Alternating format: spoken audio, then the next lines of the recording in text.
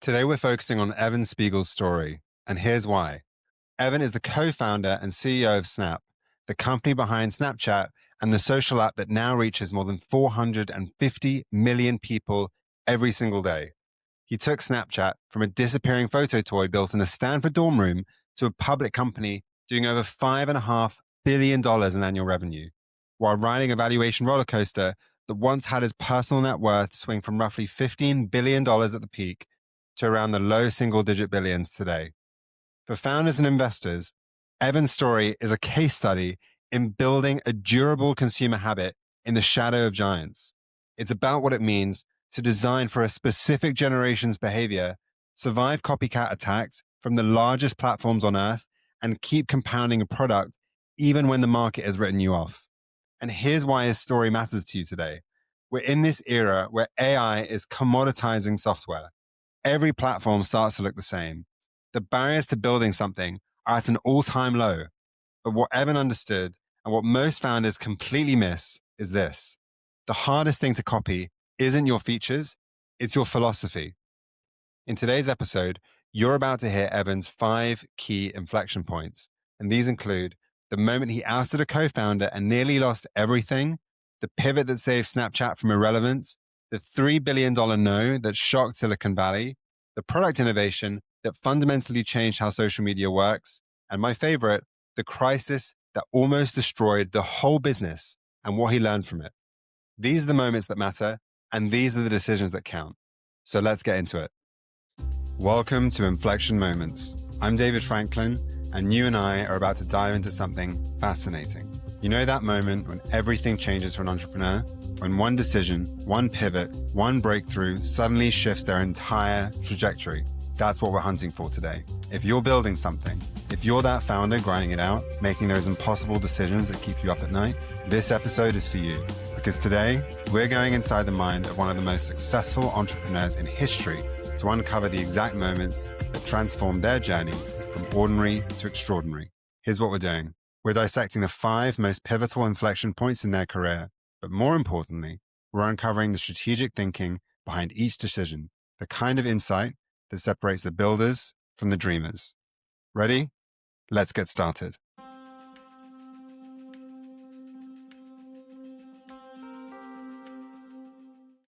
Let me take you back to July 2011 in the Pacific Palisades in Los Angeles.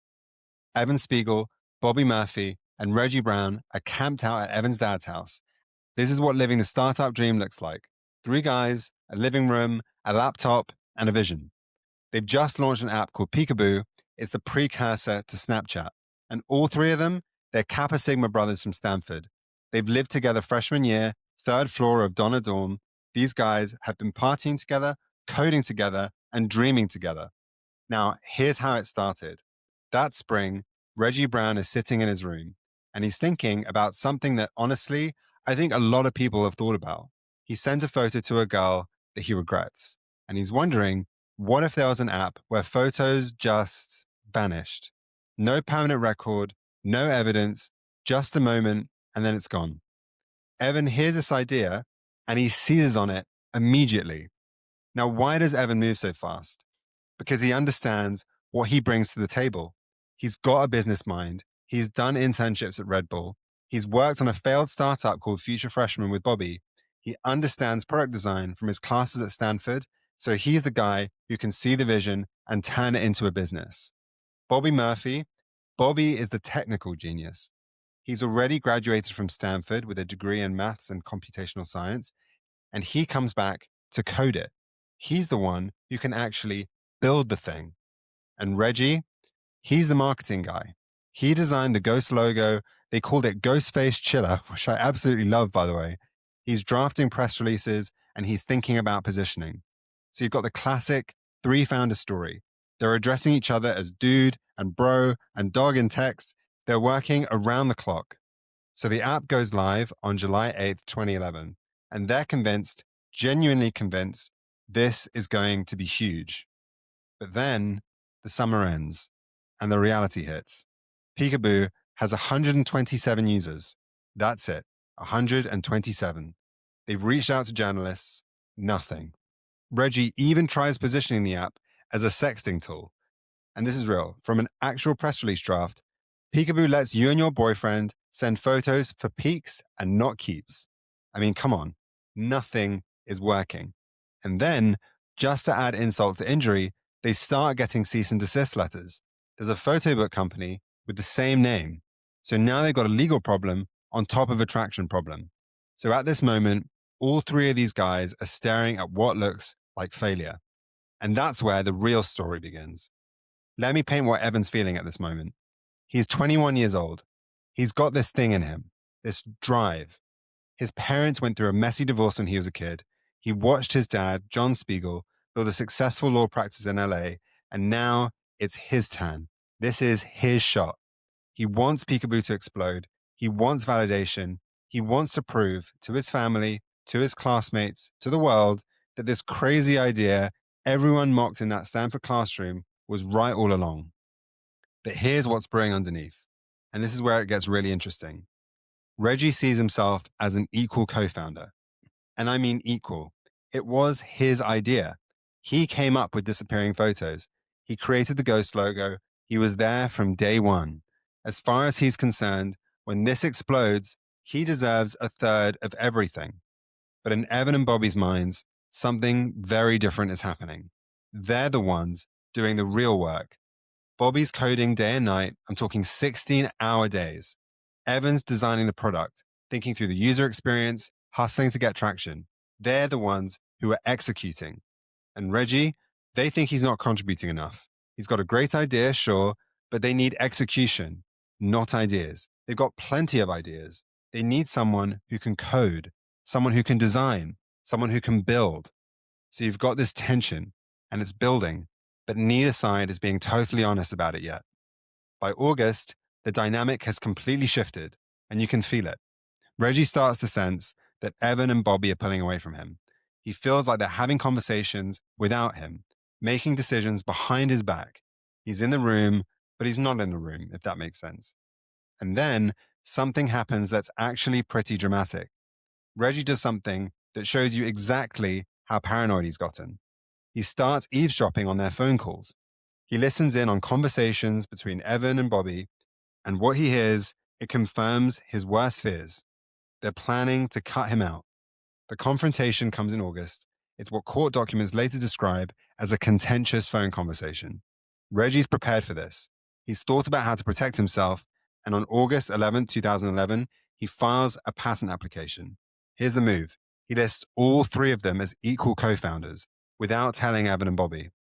He thinks this is going to protect him, give him leverage, make it legally impossible for them to cut him out. But Evan and Bobby, they're done. They're done. They make the call. They change all the passwords, every single one, servers, email accounts, everything. Reggie is locked out completely. This is brutal. I need you to really grasp this. The app has barely launched. They have 127 users, and now the founding team is imploding. It's falling apart. So Reggie sues. He's claiming he was the originator of the idea, and he came up with it, and that he deserves 1/3 ownership. The lawsuit drags on for years.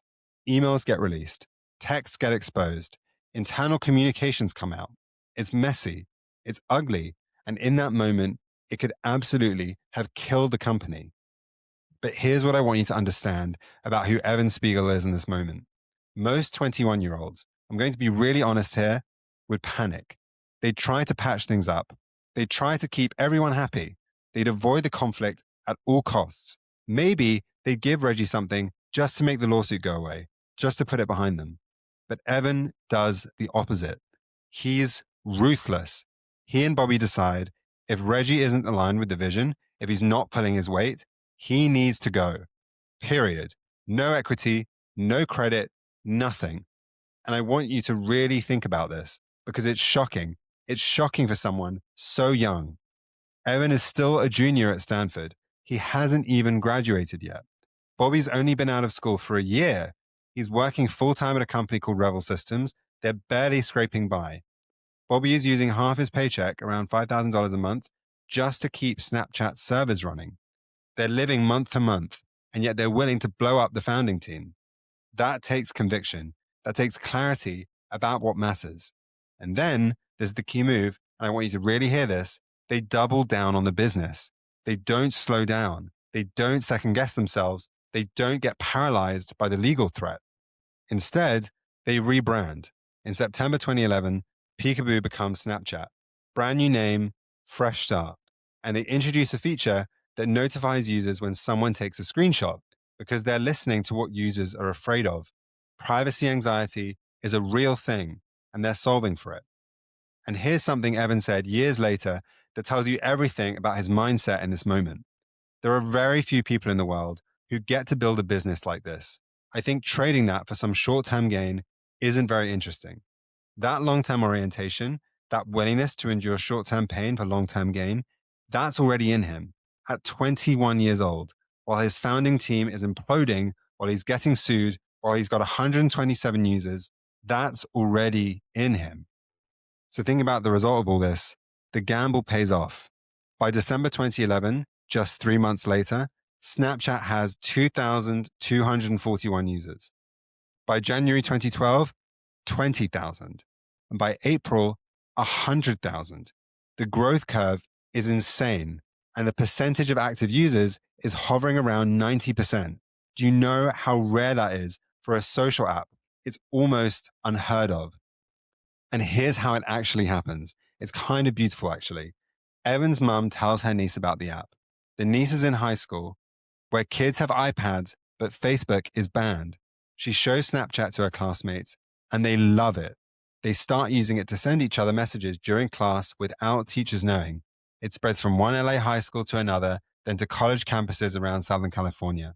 By early 2012, Snapchat is going viral among Gen Z teens, organically. No marketing, no paid ads, just word of mouth. Kids telling kids.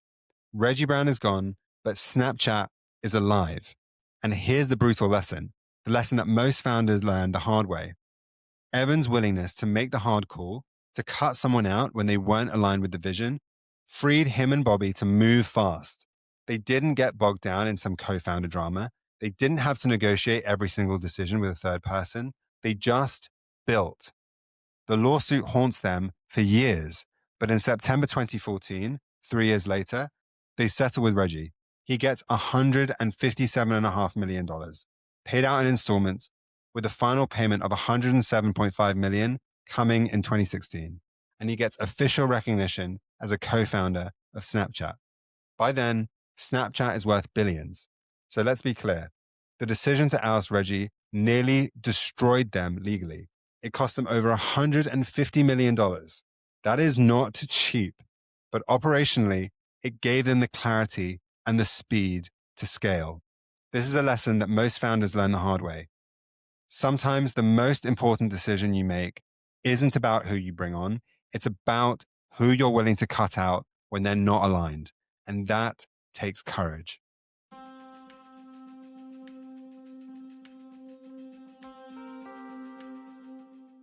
Okay, inflection point number 2. Now we're going to jump ahead to early 2012. At this point, Snapchat is exploding. I'm not using that word loosely either. We're talking about growth that most startups would kill for. High school students, college kids, all around LA and beyond. What started with Evan's mom telling her niece about the app has turned into an absolute phenomenon. By April 2012, they're hitting 100,000 daily active users. But here's the problem, and it's a massive one. It's existential for them. Server costs are exploding. Every snap that gets sent costs money to store, money to transmit, and as usage grows exponentially, the bills are just skyrocketing. They're paying over $5,000 a month just to keep the servers running, just to keep the lights on.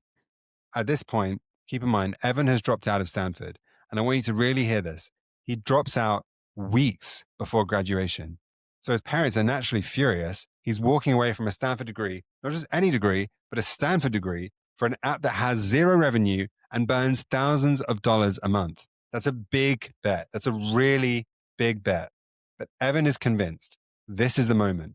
If they don't go all in now, if they don't find capital now, they miss the window and the opportunity closes. So getting inside Evan's head for a moment, what he needs is a lifeline. He needs someone, not just any someone, he needs someone who understands what they're building, someone who can see past the headlines, because the media narrative at this point is this is just a sexting app. That's what every news article is calling it. Disappearing photos must be for sexting. But Evan knows that's not what Snapchat is. It's something deeper. It's tapping into something fundamental about how young people want to communicate. He needs a VC who can see that, who can see past the narrative. But here's the catch. Evan is 21 years old. He's a college dropout. He's got zero business experience. And most importantly, the app has zero revenue. Zero. Not a dollar coming in. Most VCs in Silicon Valley would take one look at this and laugh. Disappearing photos for teenagers. Where's the business model? How do you monetize ephemeral content? These are the questions everyone is asking. And they're fair questions if you're thinking like a traditional VC. But Evan needs someone who thinks differently, someone willing to bet on a product that defies all the conventional wisdom about what makes social media work, someone who's willing to say yes when everyone else is saying no. Enter Jeremy Liu. He's a partner at Lightspeed Venture Partners in Menlo Park. This is a real VC firm, serious players. And here's how he finds out about Snapchat. His partner's daughter mentions it. That's it. She tells her dad that high school students only use 3 apps: Instagram, Angry Birds, and Snapchat. Liu knows the first 2. The third one, he's never heard of it. So Liu does what any good VC does. He starts researching. He Googles Snapchat and nothing comes up. No website, no press coverage, just a generic email address. He sends emails, no response. He tries LinkedIn, still nothing. Finally, and I love this, he finds Evan Spiegel on Facebook and sends him a message. Evan responds, but he's not interested. We're not looking for investment right now, he writes. Just like that, not interested. They're barely keeping the lights on, and the founder is telling the VC he's not interested. But Liu persists. He's intrigued. He invites Evan to come up to Menlo Park just to chat, not to pitch, just to talk. When they finally sit down, Liu asks Evan something. Why did you only respond to the Facebook message and not any of the others? And Evan's answer is pure Evan Spiegel. Ready for this? It was because you had President Obama in your profile picture. That's it. The guy who's deciding whether to invest hundreds of thousands of dollars, and Evan just chose him based on his profile picture. It tells Liu everything he needs to know about this founder. This guy makes decisions based on instinct, on gut, on what feels right, not on spreadsheets, not on business plans, just what feels right. During that meeting, Evan explains his philosophy. He talks about how Facebook and Instagram create performance anxiety. People are tired of curating their lives, building a highlight reel, making everything look perfect. Snapchat is different. It's about fun. It's about being yourself. It's about communicating without the pressure of permanence. So Liu is intrigued. So he does something smart. He starts talking to young women, the most discerning early adopters in social media. Are they obsessed with Snapchat? Are they really using it? And the answer is yes. They're using it multiple times a day. But even Liu isn't sure what Snapchat is. Is it a messaging app, a photo app, a toy? The category doesn't even exist yet. There's no playbook for this. Here's where it gets interesting, because Liu makes a call. He decides to trust the users, not the pundits, not the analysts, not the traditional VC wisdom. He looks at the metrics. Snapchat has grown from 1,000 daily users in late 2011 to 100,000 daily active users by April 2012. That's 100 times growth in 6 months. 100 times, with essentially zero marketing, no paid ads, no PR blitz, just organic viral adoption. And the engagement? Users are opening the app 18 times a day on average. That's insane. For social media, that is unheard of. Most apps are thrilled if users open them once or twice a day. Snapchat is 18 times. So Liu makes the bet. In May 2012, Lightspeed invests $485,000 in Snapchat at a seed stage valuation. It's the first institutional check. First, real money from a professional investor. And for Evan and Bobby, it's a lifeline. It's everything. They can finally pay themselves. They can hire engineers. They can scale the infrastructure. They can stop worrying about paying for servers with half of Bobby's paycheck. But, and this is where the story gets really interesting, things get complicated. And this is where Evan learns a lesson that will shape every future fundraising decision he makes. The term sheet that Liu presents includes aggressive terms, really aggressive. Lightspeed gets right of first refusal on future funding rounds, which means if there's a next round of funding, Lightspeed gets to decide whether they want it, and they can take up to 50% of that round. 50%. They can essentially take as much as they want. It effectively gives them veto power over other investors. It makes future investors hesitant because they can't get the ownership stake that they need. Most 21-year-old founders would just sign it. They need the money. They're desperate. The servers are failing. This is survival money. So yeah, they sign. But Evan is paying attention, and he doesn't forget. According to sources who spoke to the New York Times years later, Evan and Bobby quickly regretted some of those terms. They felt like Lightspeed had used their inexperience against them. They felt like they'd been taken advantage of. And here's the thing. They were right. It's not that Liu was being malicious. He was being a good VC. He was protecting his investment, getting the best terms he could. But he used his leverage against two 21-year-olds who didn't have a lawyer who understood this stuff, and it left a mark. Evan learned something in that moment, something fundamental. Capital is power. If you let investors control your company, they can kill your vision. With Lightspeed's cash, Snapchat stays alive. Evan officially drops out of Stanford, for real this time, not just practically. The app finally launches on Android, and it opens it up to millions of users. By December 2012, Snapchat hits 1 million daily active users. By the end of 2013, they're at nearly 35 million. That is exponential growth. Lightspeed's $485,000 investment eventually becomes worth over $1 billion at the IPO. That's a return of more than 2,000 times. Liu becomes one of the most celebrated VCs in Silicon Valley. But here's what's important. The friction over control shaped how Evan thinks about power and governance. It shaped everything he does from this point forward. Years later, in March 2017, when Snap goes public, Spiegel structures a deal differently than any founder has before. Public shareholders get 0 voting rights. 0. Let me say that again. 0.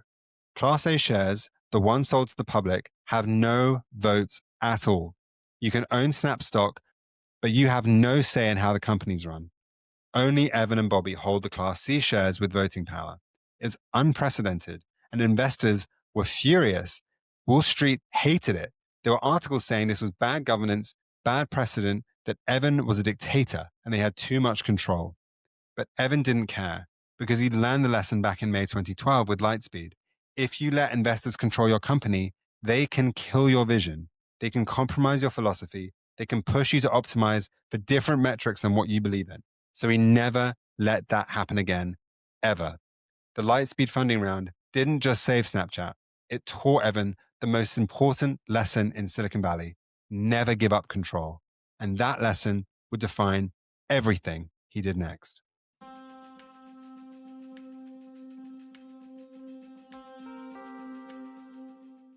Okay, inflection point number 3, and now we're going to jump to November 2013. Snapchat is absolutely exploding. I'm talking about growth that most CEOs will never experience in their entire career. The app is now seeing 400 million snaps sent daily. Think about that. That is more photos than Facebook and Instagram are processing combined. 400 million snaps every single day. They've got 26 million daily active users in just the United States, and 71% of them are under 25. Evan has built something that is the native app for an entire generation. Teens aren't using Facebook anymore. They're using Snapchat. But meanwhile, Facebook is in crisis. Teen usage is declining, and Mark Zuckerberg knows exactly why. He's not stupid. He can see the data as well as anyone. During the Q3 2013 earnings call, CFO David Abersman actually admits it. Daily teen engagement is dropping. On the back of that call, the stock wipes out $3 billion in market cap in a single day. Wall Street is panicking. They're wondering whether Facebook has peaked. Are they losing the next generation to some app that they've never heard of?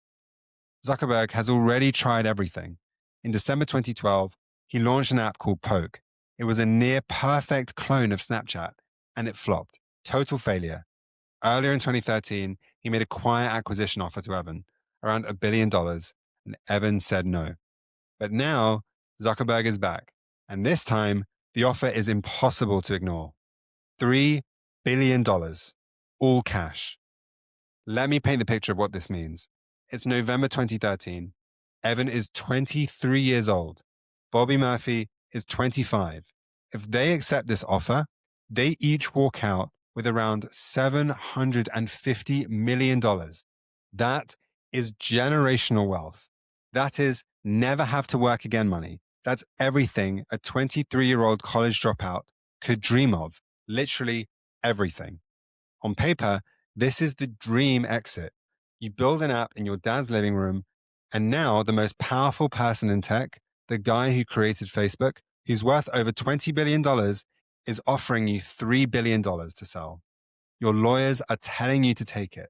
We're talking about serious lawyers, smart people, people who understand the law and understand capital. They're saying, take this deal. Meanwhile, your investors are skeptical. Industry insiders are saying, Snapchat is a fad. It'll be dead in 2 years. Facebook will crush you no matter what you do. This is your one chance to cash out, to get rich before it all goes to zero. But Evan wants something different. He doesn't want to work for Mark Zuckerberg. That's not a small thing. He doesn't want Snapchat to become a feature inside Facebook. He doesn't want to be a product manager reporting to someone else's vision. He wants to build something independent, something big, something that matters. And here's what he knows, something that most 23-year-olds don't. If you sell now, if you take the $3 billion, you're essentially admitting that Snapchat was just a feature all along. You're proving that Facebook was right, that teenagers don't actually need a separate communication platform. They just needed a feature on Facebook. But Evan doesn't believe that. And he's not going to let his investors' fears or his lawyers' doubts or the entire industry skepticism tell him what to do. The pressure is excruciating. And I want you to really understand this moment. It's not just internal doubt, it's pressure from everywhere. Zuckerberg doesn't just send an offer letter. He flies to LA, he comes to Venice, California, to Snapchat's turf, not Facebook's. The two sit down, face to face, and Zuckerberg makes his pitch. He talks about Facebook's vision for the future of communication. He talks about how well Instagram is doing inside Facebook, and he dangles the $3 billion. And Evan says no. But saying no is just the beginning, because after that meeting, the pressure intensifies. His lawyers are literally convinced the company's going to zero. And years later, Evan tells a story and it kills me. He says, I remember joining a conference call with some of our lawyers and they were saying, this thing is basically going to zero. It's just a fad. And I'm like, oh, hey guys, they didn't know I was there because I joined a minute or two early. The lawyers thought Snapchat was worthless, and they're smart people. These are accomplished attorneys, but they're looking at this through a traditional VC lens, and through that lens, you take $3 billion when it's offered. But here's what really matters. Zuckerberg isn't just making an offer, he's threatening Evan. In the communications between Facebook and Snapchat, Zuckerberg mentions that Facebook is building another Snapchat competitor. The subtext is crystal clear. Sell or we'll bury you. And listen, Zuckerberg can actually do it. Facebook has billions in cash. They have the best engineers in the world. They have over 1 billion users. If they want to kill Snapchat, they can throw everything at it. They have the resources and they have the will. So what does Evan do under this pressure? What does a 23-year-old kid do when the most powerful person in tech is threatening them, when his own lawyers think he's delusional, when his investors are pressuring him to take the money? He watches the data. That's it. That's what he does. He doesn't panic. He doesn't listen to the lawyers or the investors or the threat. He just watches the data. He's seeing that over 400 million snaps are being sent daily. He's seeing that Snapchat users are opening the app 18 plus times a day, more than Facebook, more than Instagram. He's seeing something that most people don't see. At college football games, students are watching games through Snapchat, through the live camera, and they're getting more views than some TV broadcasts. The data is telling him one thing. Snapchat is not a fad. It's a behavior. It's a new way people want to communicate, and behaviors are hard to kill. Evan and Bobby make the call. They turn down $3 billion at 23 and 25 years old. Years later, Evan explains, I wish I could say it was wisdom, but I think Bobby and I just loved what we were doing. We loved what we were working on, and we believed in the future of it. Ultimately, we were able to convince our investors too that our opportunity was much bigger over time. But here's where it gets really interesting, because there's something genius that Evan did before this moment. And this is a move that most founders completely miss. In a prior financing round, Lightspeed and Benchmark let Evan and Bobby each sell $10 million of stock as secondaries. Think about that strategically. They're not taking 750 million, they're taking 10 million. That's enough to buy a house, enough to feel financially secure, enough to pay off student loans, enough that you're not desperate anymore. And Evan explains exactly why. He says in his own words, that allowed us to just swing for the fences. There wasn't that feeling of, oh no, I'm not going to be able to buy a house or have a family. We were like, we each got 10 million bucks. Let's go for it. So let's think about what he did here. He de-risked his downside so he could take the biggest risk of his career. This is the strategic move. Most founders don't understand this. They think it's either all in or nothing. Either you're desperate and willing to do anything, or you're conservative and play it safe. But Evan shows there's a third path. You take enough money off the table to feel secure, not so much that you're complacent, but enough that you're not desperate, and then you swing for the fences. This isn't recklessness, it's calculated and it's courageous. But here's what happens next. Facebook doesn't give up. Over the next few years, they launch clone after clone. Poke, Slingshot, Messenger Day, one after another, and most of them die. They're forgotten within months. But Instagram Stories is different. Launched in August 2016, it's a pixel perfect copy of Snapchat Stories feature, and it works. Within a year, Instagram Stories surpasses Snapchat's entire daily active user base. So in some ways, Zuckerberg gets what he wanted. He copies Snapchat's most important feature. Instagram Stories becomes the dominant way people share stories on social media.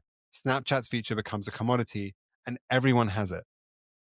But here's what's fascinating. Facebook still can't kill Snapchat, because here's what Facebook couldn't copy.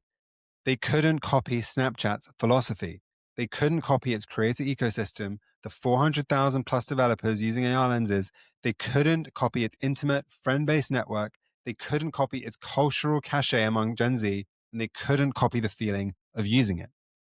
In a 2018 interview, Evan was asked about how he feels about Facebook copying Snapchat's features, and his response is perfect. He says, what they've done is they've changed their products, but I think fundamentally they're having a really hard time changing their mission. I think what Instagram Stories has copied is the exact visual design of Snapchat Stories, but the one thing they can't copy is the feeling of using it. You can copy the features, but you can't copy the soul. By March 2017, when Snap goes public, the company is valued at $24 billion. That's 8 times what Zuckerberg offered. Evan's personal stake is now worth over $4 billion. So turning down that $3 billion offer ended up earning him an extra billion at this point. But it's not just about the money. It's about the freedom. It's about building on your own terms, on your own timeline, and according to your own vision. That is priceless. So let's think about what the lesson is here. When you have conviction, when you've de-risked your downside, when you're watching the data instead of listening to the pundits, when you have clarity about what you believe and why it matters, saying no to the obvious path can be the most strategic decision you make. Everyone in that moment was telling Evan to take the money. Everyone. His lawyers, his investors, the entire industry. And Evan said no, not out of arrogance, not out of stubbornness, out of clarity. He knew what Snapchat was, he knew what it could become, and he wasn't going to let anyone, not even the most powerful person in tech, convince him otherwise. That is what conviction looks like.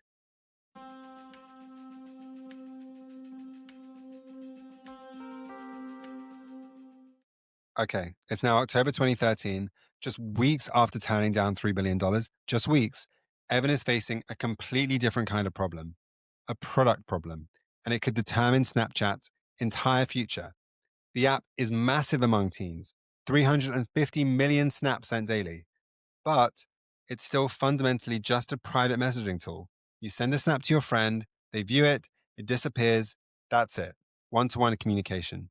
It's addictive, it's fun, but it has huge limitations. There's no feed, no timeline, no way to share more broadly with your friends without sending individual snaps to each person one at a time. And here's the real problem. There's no obvious path to monetization. How do you sell ads in a one-to-one messaging app? How do you make money when all your content is ephemeral and private? Evan knows Snapchat needs to evolve. It needs to become a platform, not just a messaging tool. He needs to give users a reason to spend more time in the app. He needs to create content that advertisers can sponsor. He needs a place where brands can tell stories, not just where individuals send photos.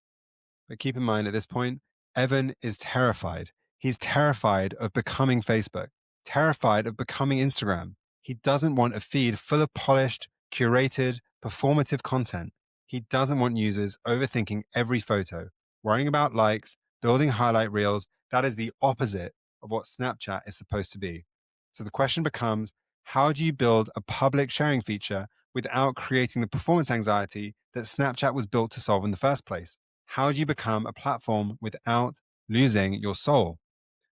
So thinking about what Evan's vision is here, he wants to create a timeline, a way for users to share moments throughout their day, to tell stories, to let their friends see what they're up to, not in a curated highlight reel way, but in an authentic, real-time way. But he doesn't want it to feel like Instagram. On Instagram, every post has to be perfect. You're broadcasting to the world. Your photos live forever. They get judged by likes and comments. It's this whole performance. Snapchat needs to be different in the structure itself. But beneath the product vision, there's also a business imperative. Snapchat needs to create inventory for advertisers. They need a place where brands can tell stories, where campaigns can run, where they can reach users at scale. Private messaging doesn't give them that. So the real challenge is, how do you design a public feed that removes performance anxiety instead of creating it? This is a massive design challenge. Think about it. No other platform has ever done this. No one. Every social platform in history is built on permanence, on lasting. Facebook's entire model is permanence, creating a digital scrapbook of your life that lives forever. Instagram is about curating your highlight reel, making sure every photo is perfect before you post. Twitter is about permanence and virality. Everything in social media is about lasting, about what survives. And Evan is proposing the opposite, a feed where everything expires, where content vanishes after 24 hours, where there are no likes, no comments, no public metrics. This is radical thinking. Think about it from a user perspective. Why would you spend time creating content that's going to disappear? What's the point? It doesn't make sense. It goes against every instinct in social media design. But Evan has a different hypothesis. He believes that because content disappears, people will feel free to share more. They won't overthink it. They won't worry about whether it's perfect. They won't agonize over every detail. They'll just post spontaneously and authentically. It's a bet on human psychology. And if he's wrong, if people don't get it, if the feature confuses users, if it fragments the product, it could be catastrophic. It could give Facebook the opening they need to kill Snapchat. In October 2013, Snapchat launches Stories. Users can now compile photos and videos into a narrative that lasts exactly 24 hours. Friends can view that story an unlimited amount of times within that 24-hour window. And after 24 hours, it's gone forever, completely deleted. And Evan chooses a tagline that I absolutely love. And that tagline is, "It's about time." That's not random. He's making a statement about how social media should work. It should be temporal, ephemeral, in the moment, not permanent, not curated, not performative, just time-based. And here's the genius of that design. By making stories ephemeral, Evan removes the pressure. You don't have to make your story perfect because it's going to disappear anyway.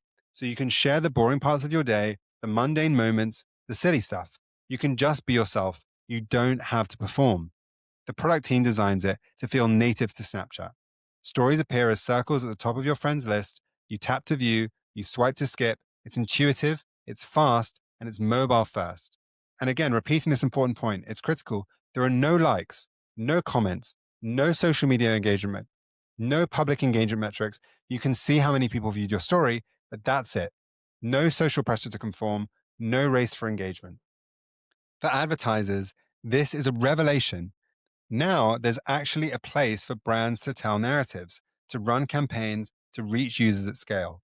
Snapchat finally has a monetization path that instead feels native. So thinking about the outcome of all this, stories becomes the defining feature of Snapchat almost overnight. Within months, it's the most used part of the app. Users spend more time on stories than they do on direct messages. By early 2014, users are watching hundreds of millions of stories daily. By 2016, over 1 billion stories are being viewed every single day. That feature fundamentally transforms Snapchat's engagement metrics. And here's the key insight. Before stories, you opened Snapchat when someone sent you a message. It was reactive. Someone had to initiate. Someone had to send you something. After stories, you opened Snapchat just to see what people were doing, to see what your friends were up to. It was proactive. That shift from reactive to proactive usage, that is the key. And that is what turns Snapchat from a messaging app into a platform. And then, as you'd expect, the competition notices. Instagram watches what Snapchat has built and they realize we need this. So here's the really wild thing. The innovation of stories doesn't just save Snapchat, it changes the entire social media landscape forever. Within a few years, Facebook adds stories to the main app. WhatsApp launches stories. Messenger gets stories. YouTube launches its own version. Even LinkedIn eventually adopts the format. So taking a step back, Evan invented a new grammar for social communication, the 24-hour ephemeral narrative. It's now the standard on every platform. It's the way people share on the internet. And even though it was copied everywhere, even though it's now a commodity feature that exists on every app, it's still most authentic on Snapchat. And the reason is because Snapchat was the first, because Snapchat built it from philosophy, not as a feature, because the entire culture of the app supports it. You can clone an interface, you can copy code, you can replicate the mechanics, but you can't clone the culture. You can't copy the soul of a product. That is what makes Snapchat defensible, and that's what makes it survive. And that is what Evan understood when no one else did.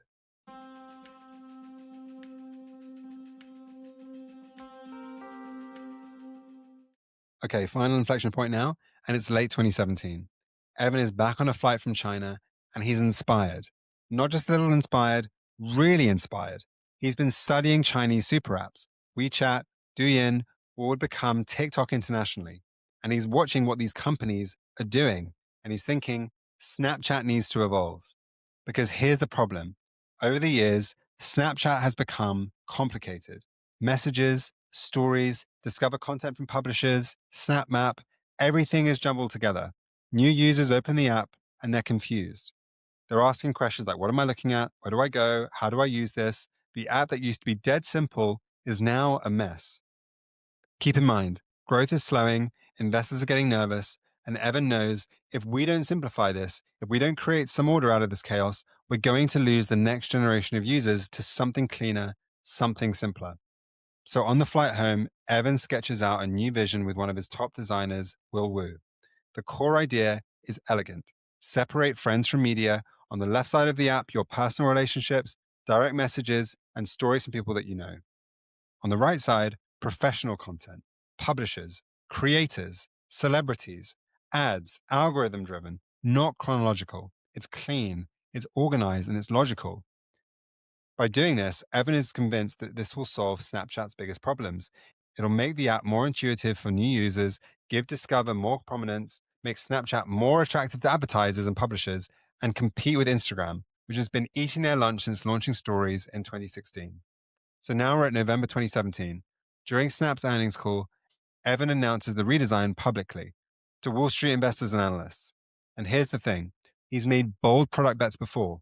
Ephemerality, stories, spectacles, and they've worked. So he's confident that this will work too. But this time is different. This time, Snap is a public company. There are shareholders. There are quarterly earnings calls. There's Wall Street watching every move. And Evan is about to learn a brutal lesson about the difference between being a private company and a public one. So let's think about what Evan's trying to do. He's trying to fix the onboarding problem. He's hearing directly from users the app is too complicated, too hard to navigate, too cluttered. He's watching new users download Snapchat and then abandon it. And the reason is because they can't figure out how it works. And then there's the business side. Publishers are complaining. They're saying we can't get users to find our content on your Discover mode. Meanwhile, advertisers want more inventory. They want better targeting, clearer placements, and they want a redesigned app with dedicated media sections that make Snapchat a more attractive platform for brands. So the intent is good. The strategy seems sound, but Evan makes a critical error. He doesn't adequately test the redesign with Snapchat's core users before rolling it out. He's so convinced the changes are logical, so certain they'll improve the product, that he just pushes forward, despite the internal concerns. So Evan orders his engineering and design teams to build the redesign, and he gives them 6 weeks. 6 weeks to redesign the architecture of an app used by hundreds of millions of people. It's an impossibly tight deadline. Many employees end up working 12-hour days, 6 days a week, just trying to meet that deadline. They work themselves to exhaustion. And you know what? They miss the deadline, and the redesign isn't ready. But in November 2017, Evan goes ahead and announces it publicly during Snap's earnings call anyway, without telling most of his team. Very few people at Snap, including the top executives in design and engineering, have any warning that Evan is about to announce that redesign. The guys who built it, the guys who said it wasn't ready, they find out along with the rest of Wall Street. In December, Snap finally starts testing the app internally, and the early results are mixed. Some engagement metrics improve, but many others, including user engagement with friend stories, one of Snapchat's core features, drops significantly. Multiple employees warn Evan about the risks. They tell him the redesign could alienate the core users. They suggest delaying the rollout, iterating more, testing more, getting feedback before you ship this to hundreds of millions of people. But again, Evan pushes forward. He delays the launch until early 2018, but he doesn't scrap it. And in February 2018, the redesign starts rolling out to all users. The reaction is immediate and brutal. Users hate it. They hate it. The new interface mixes direct messages with friend stories in confusing ways. The algorithm-driven Discover feature feels chaotic. Users can't find their friends' content anymore. All the simplicity that made Snapchat special is gone, replaced with confusion and frustration. And then, February 21st, 2018, something happens that even Evan can't control. Kylie Jenner tweets. And that tweet says, "So does anyone else not open Snapchat anymore? Or is it just me? Ugh, this is so sad." Keep in mind, Kylie Jenner has 100 million followers. She's not just a celebrity, she's the voice of Gen Z. And she just told her entire audience that she doesn't use Snapchat anymore. The tweet goes viral instantly. And the direct consequence of this is that the stock price plummets over 7% in a single day. That wipes out $1.3 billion in market value in one day. Then there's a change.org petition demanding that Snap remove the update, and that gets 1.2 million signatures within days. One-star reviews flood the App Store. Users are threatening to delete the app entirely and move to Instagram. And here's the thing that really gets me. Evan refuses to back down. In mid-February, during a conference, he doubles down on the redesign.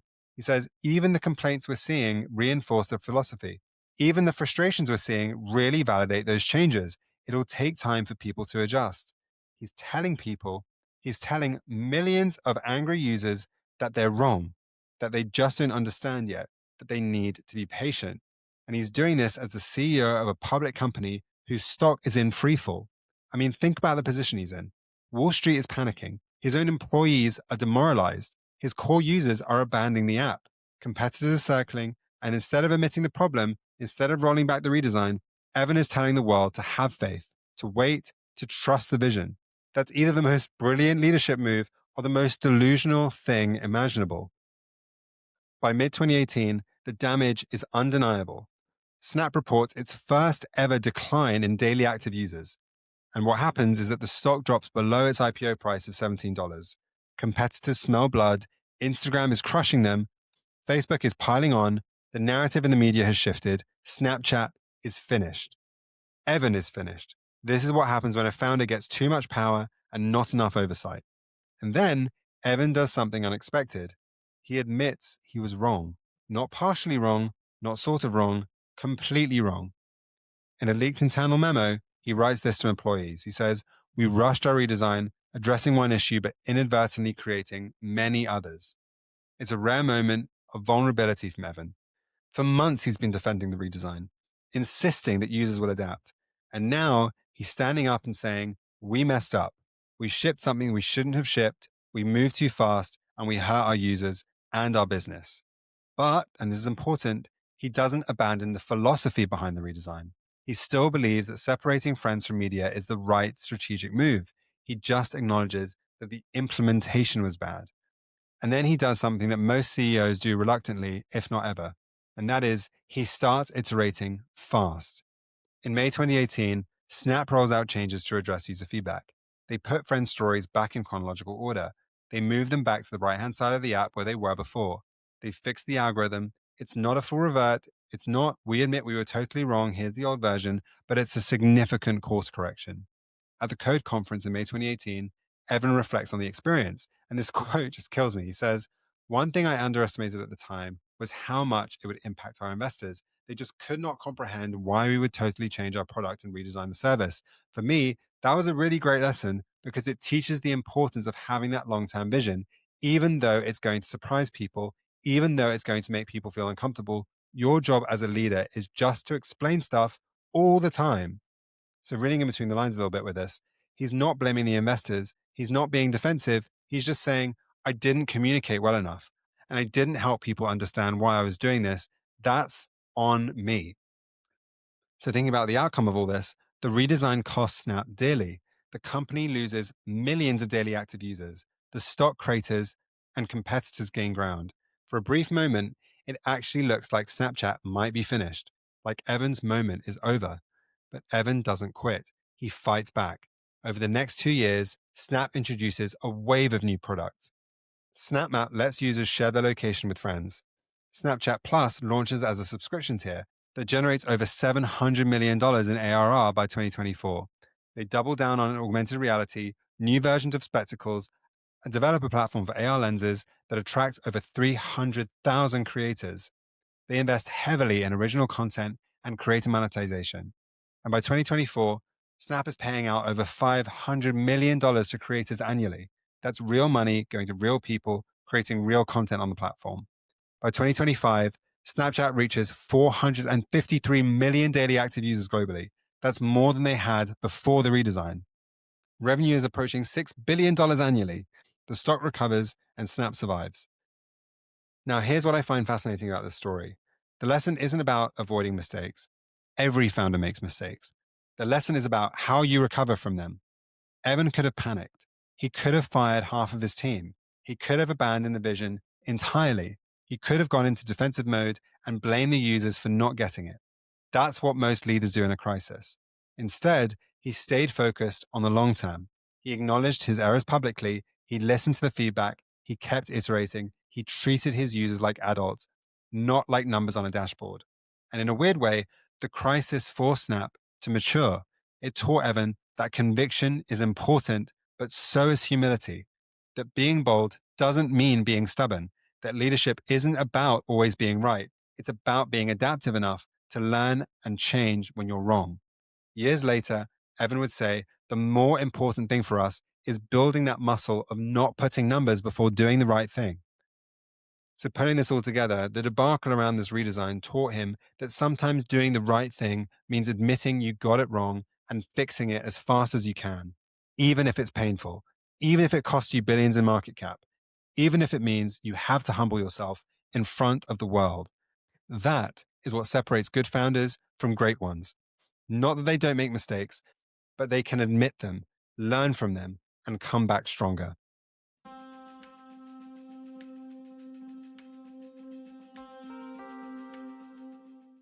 Okay, so let's take a breath. We've walked through 5 moments: ousting Reggie Brown, securing Lightspeed funding, turning down Facebook, launching stories, and surviving the redesign. Each one is a separate story, its own drama, its own stakes, and its own lesson.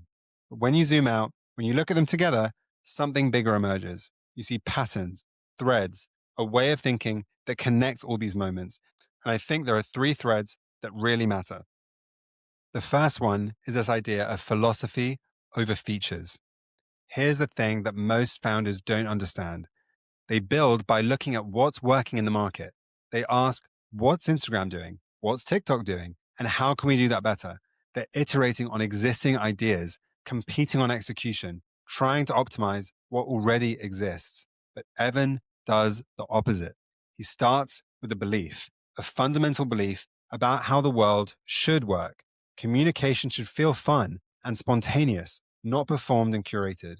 Social media should reduce performance anxiety, not create it.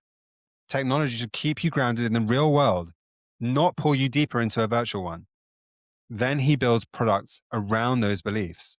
That's why when Facebook copies stories, it doesn't kill Snapchat. Yes, they copy the feature, the 24-hour ephemeral content format. It's pixel perfect, but they couldn't copy the philosophy.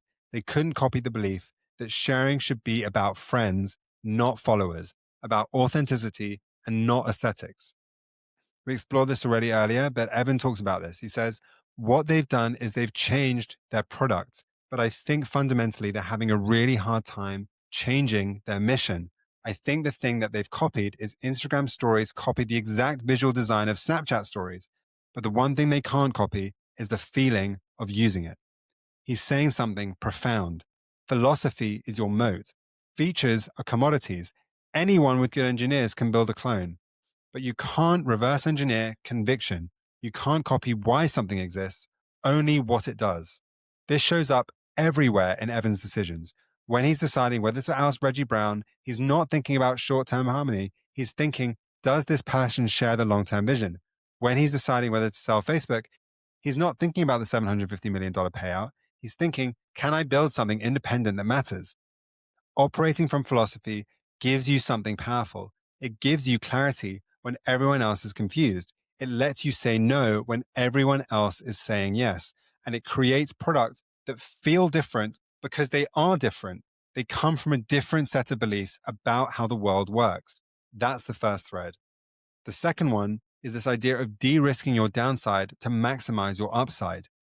Here's something I think most people miss about Evan's decision to turn down Facebook. The headline is, young founder rejects $3 billion, believes in his vision, swings to the fences. It's inspiring, it's contrarian, and it's bold. But there's a move he made before that decision that's even more important. Before the Facebook offer in the earlier funding rounds, remember, he took that $10 million off the table, not in stock, in cash, through secondaries. $10 million, enough to buy a home, enough to feel financially secure, enough that he's not desperate anymore. That's the move. That's the real strategic insight. Most founders think about risk in binary terms. Either you go all in and risk everything, or you play it safe and never achieve anything big. It's this false choice between recklessness and conservatism. But Evan shows there's a third part. De-risk your personal life first, then take massive risks with your business. You see this throughout his career. When he pitches Lightspeed, he already has 100,000 daily active users. He's not asking for money with zero proof. When he launches stories, he's already validated ephemerality with the core product. When he's building spectacles, he positions it as a camera company first, so if the hardware fails, it doesn't sink the whole business. And when he's dealing with the redesign crisis, he's built enough goodwill that he can survive the mistake. It's not about taking dumb risks. It's about stacking the odds in your favor so you can take smart risks. And that requires patience. It requires discipline. It requires strategic sequencing. You don't just leap, you build a foundation first. You de-risk your personal life, you prove the core concept, then you go big. That's the second thread. And the final thread is about the speed of iteration over perfection. Here's something that seems contradictory at first. Evan is a perfectionist, obsessive about design, obsessive about product quality. He'll spend weeks debating whether a button should be round or square. He's not someone who ships fast and break things Silicon Valley style. But, and this is crucial, he's willing to ship things that aren't perfect. Get feedback, iterate quickly, break them when necessary, and rebuild. The redesign is the perfect case study. He ships something that's broken. Users revolt, the stock plummets, and instead of freezing up, instead of defending it forever, he just starts iterating. He starts listening to feedback, he makes changes, and he fixes it. In Evan's own words, he says, one of the things I've noticed with our team is that if we lean too heavily on data, we just wait and wait and wait and can get stuck in very small iterations. I think for us to continually push forward as a company is really important as long as that underlying philosophy is sound. He's saying something subtle. Data can paralyze you. If you wait for perfect data, for perfect product market fit, for perfect timing, you will never ship. Sometimes you have to trust your philosophy, ship the thing, and then learn fast. But, and this is key, you have to actually learn. You have to listen to users. You have to be willing to change. Conviction without adaptability is just stubbornness. Evan walks that line. He's stubborn about his philosophy, but flexible about execution. When the redesign fails, he doesn't say we were wrong about everything. He says we were wrong about how we did this, but the underlying idea is still sound. That's the balance. Hold your vision, but adapt your tactics. Speed matters because speed teaches you. The faster you ship, the faster you learn. The faster you iterate, the faster you understand what works and what doesn't. But that speed only works if you're learning from the right principles. If your underlying philosophy is sound, then quick iteration gets you to the right place. But if your philosophy is wrong, then fast iteration just gets you to the wrong place quickly. That's the third thread. So putting these all together, philosophy, de-risking, and speed. The thing that connects all these three is conviction. Evan knows what he believes. He knows why Snapchat exists. He knows what makes it different. That clarity, that bone deep certainty about the mission lets him make decisions that look crazy to everyone else, but end up being brilliant. Philosophy gives you the direction, de-risking gives you freedom, and speed gives you learning. And conviction ties it all together. That's what I keep coming back to.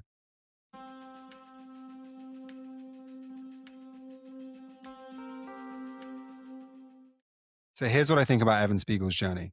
He's not the most technical founder. He doesn't write code. Bobby's the genius there. He's not the most charismatic leader either. He's notoriously private, almost awkward in public. He's hard to read, and he's made massive, expensive mistakes. The Reggie Brown lawsuit cost him over $150 million. The redesign wiped out billions in market cap. The first version of Spectacles was a commercial flop. But what he truly is clear. He's clear about what he believes, clear about what Snapchat should be, clear about how communication should work, how product should feel, how companies should operate. And that clarity, that refusal to compromise on the core philosophy, even when everyone is telling him he's wrong, is what allows him to survive every crisis, outlast every competitor, and build a company that's still standing when everyone said it would fail. Instagram copied stories. Facebook tried to bury him. The stock market punished him. His own users turned on him. And yet Snapchat is still here, still growing, still innovating, still defining how a generation communicates. These lessons are what separates the people who build something that matters from the people who build something successful. It's not intelligence. It's not connections. It's not luck. It's clarity about what you believe and the willingness to act on that belief, even when the entire world is telling you you're wrong. Evan Spiegel had that, and it changed everything. Thank you for joining us on Inflection Moments. If today's story sparked a new perspective or challenged your thinking, be sure to share it with someone you know loves this stuff as much as you and I do. Maybe it's a college buddy, your water cooler buddy, or maybe even someone in the family group chat. If you enjoyed this deep dive, make sure to leave a 5-star review and subscribe to our channels so you can be the first one to hear what we've got coming next. And if you're interested in insights, ideas, and lessons from some of the world's greatest entrepreneurs, sign up for our newsletter. The link is in the show notes. Until next time, keep building and talk soon.